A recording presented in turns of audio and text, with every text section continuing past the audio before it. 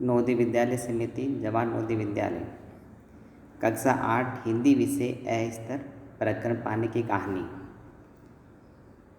वसंत भाग 3। आज हम पानी की कहानी के संबंध में हम अध्ययन करेंगे। पानी की कहानी किस प्रकार से पृथ्वी पर पानी का उद्भव हुआ, पानी धरती पर किस प्रकार से है। उसी के बाद में एक छोटी सी ओस की बूंद है, उसका जीवन किस प्रकार से आगे बढ़ा, वो किस प्रकार से वह कई प्रकार के रास्तों से गुजरती हुई नदी, नालों, पर्वत, पहाड़, झीलों में से, समुद्र के भीतर, भूगर्भ के अंदर से अंत में वापस बादल बनकर धरती पर किस प्रकार से बारिश करती है, उसी के संबंध में ये कहानी है। पानी की कहानी के माध्यम से बच्चों को पढ़ाने का प्रयास करेंगे। मैं आगे ही बढ़ा था कि बेर की झाड़ी पर से मोती सी एक बूंद मेरे हाथ पर आ पड़ी। मेरे आश्चर्य का ठिकाना न रहा जब मैंने देखा कि ओस की बूंद मेरी कलाई पर से सरक कर हथेली पर आ गई। मेरी दृष्टि पड़ते ही वह ठहर गई। जैसे मैंने अपने हाथ पर हथेली में पानी की ओस की बूंद देखा तो मेरी नज़र उस पर आते पर रुक जाती है, और उसके बाद में थोड़ी देर मुझे सितार के तारों की सी झनकार सुनाई देने लगी। 2-4 मिनट बाद देखा कि मेरे कानों में से कुछ आवाज़ ध्वनि आ रही है, कुछ सितार के तारों की झनकार मेरे कानों तक आ रही। मैंने सोचा कोई बाजार होगा, मैंने सोचा कोई आसपास में ऐसे आवाज़ आ रही होगी। उसके बाद में जैसे कि इस स्लाइड में पानी की ओस की बूंदें पत्ती के से होते नीचे गिरने का प्रयास कर रही है। चारों ओर देखा, मैंने अपनी नज़र चारों तरफ घुमाकर देखने का प्रयास करता हूँ, कोई नहीं। दूर दूर तक मुझे कोई दिखाई नहीं देता जहाँ से मुझे ओस की पानी की बूंद हो। फिर अनुभव हुआ कि यह स्वर मेरी हथेली से निकल रहा है। शायद हो सकता है मेरी हथेली से इसकी ध्वनि, इसकी स्वर मुझे सुनाई दे रहे हैं। ध्यान से देखने पर मालूम हुआ कि बूंद के 2 कण हो गए।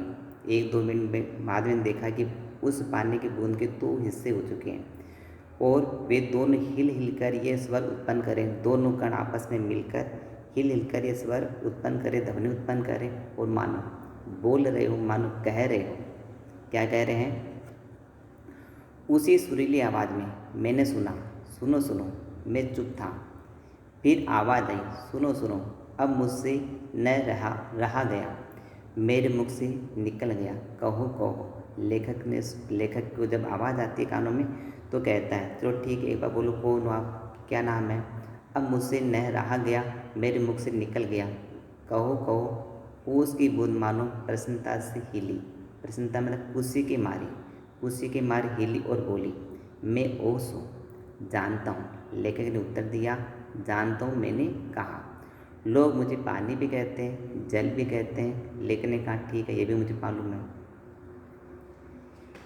मैं बेर के, फिर उसने अपना परिचय दिया, मैं बेर के पेड़ में से आई हूँ।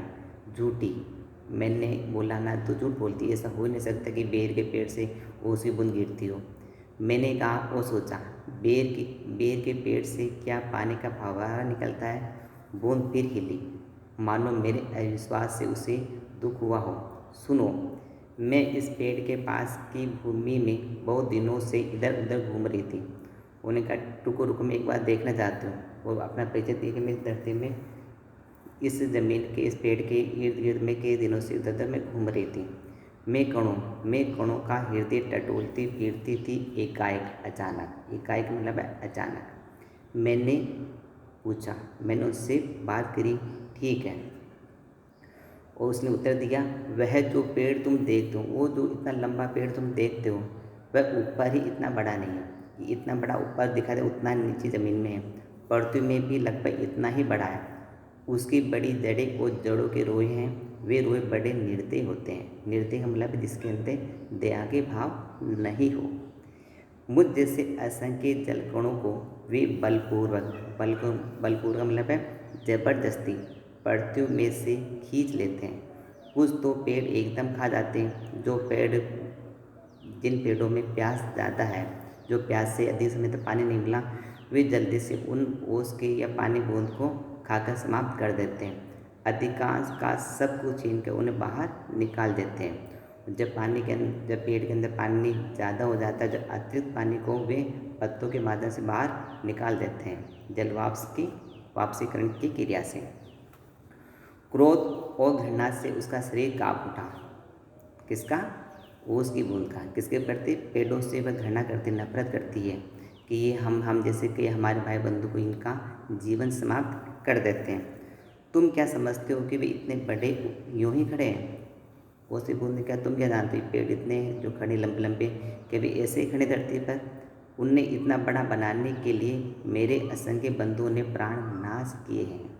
मेरे जैसे असंख्य मेरे भाई बंधुओं ने अपने जीवन समाप्त कर दिया है। मैं बड़े ध्यान से उसकी कहानी सुन रहा था। लेखक बड़े ध्यान से उसकी कहानी सुनता है। हाँ तो मैं भी भूमि के खनिजों को अपने शरीर में भुलाकर आनंद से फिर रही थी। दुर्भाग्यवश एक रोए से मेरा शरीर छू गया। मैं काफ़ी दूर भागने का प्रयत्न किया, परंतु वे पकड़कर छोड़ना नहीं जानते। मैं रोए में खींच ली गई। फिर क्या हुआ? मैंने पूछा। मेरी उत्सुकता बढ़ चली थी। मेरी जानने की इच्छा और ज़्यादा पहले से बढ़ चली थी।